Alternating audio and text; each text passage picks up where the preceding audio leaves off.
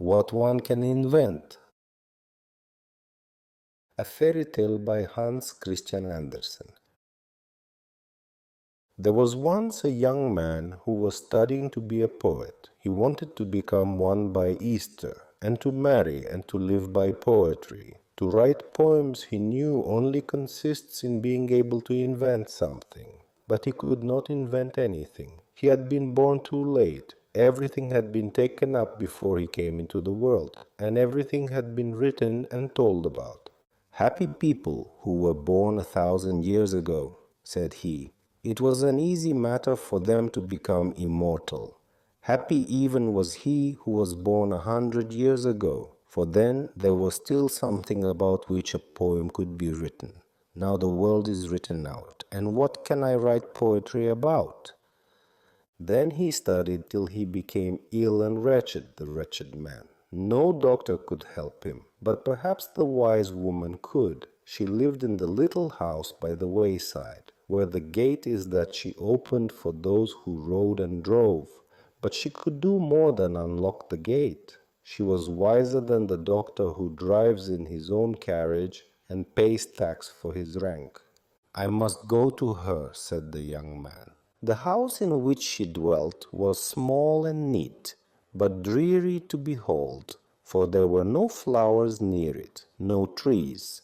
By the door stood a beehive, which was very useful. There was also a little potato field, very useful, and an earth bank, with sloe bushes upon it, which had done blossoming and now bore fruit, sloes, that draw one's mouth together if one tastes them before the frost has touched them. "That's a true picture of our poetryless time that I see before me now," thought the young man, and that was at least a thought, a grain of gold that he found by the door of the wise woman. "Write that down," said she. "Even crumbs are bread. I know why you come hither. You cannot invent anything, and yet you want to be a poet by Easter." "Everything has been written down," said he. "Our time is not the old time." "No," said the woman.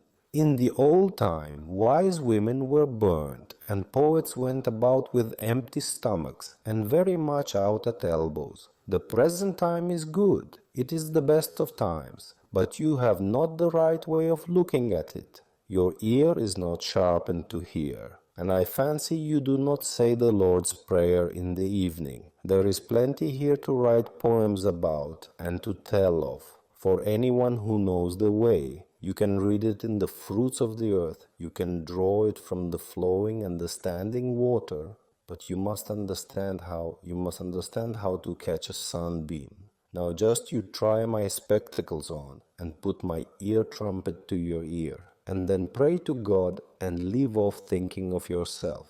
The last was a very difficult thing to do, more than a wise woman ought to ask. He received the spectacles and the ear trumpet, and was posted in the middle of the potato field. She put a great potato into his hand. Sounds came from within it. There came a song with words, the history of the potato, an everyday story in 10 parts, an interesting story, and 10 lines were enough to tell it in. And what did the potato sing? She sang of herself and of her family, of the arrival of the potato in Europe, of the misrepresentation to which she had been exposed before she was acknowledged, as she is now, to be a greater treasure than a lump of gold. We were distributed, by the king's command, from the council houses through the various towns, and proclamation was made of our great value. But no one believed in it, or even understood how to plant us. One man dug a hole in the earth and threw in his whole bushel of potatoes.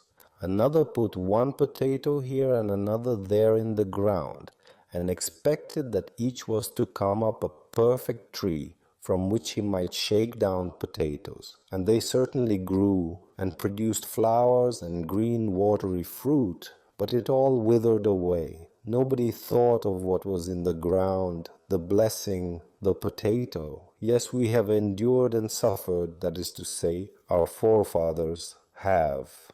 They and we. It is all one. What a story it was.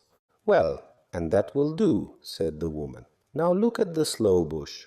We have also some near relations in the home of the potatoes, but higher towards the north than they grew, said the sloes.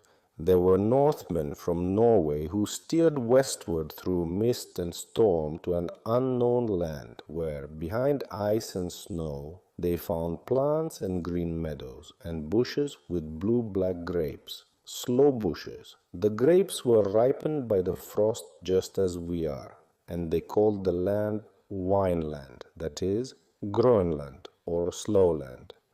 That is quite a romantic story, said the young man. Yes, certainly. But now come with me, said the wise woman, and she led him to the beehive. He looked into it. What life and labor!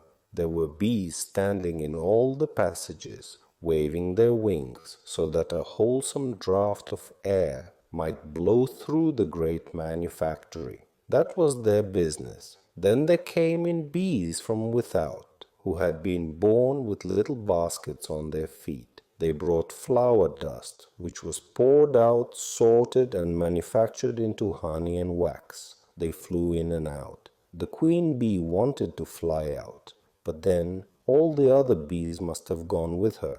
It was not yet the time for that, but still she wanted to fly out, so the others bit off Her Majesty's wings, and she had to stay where she was.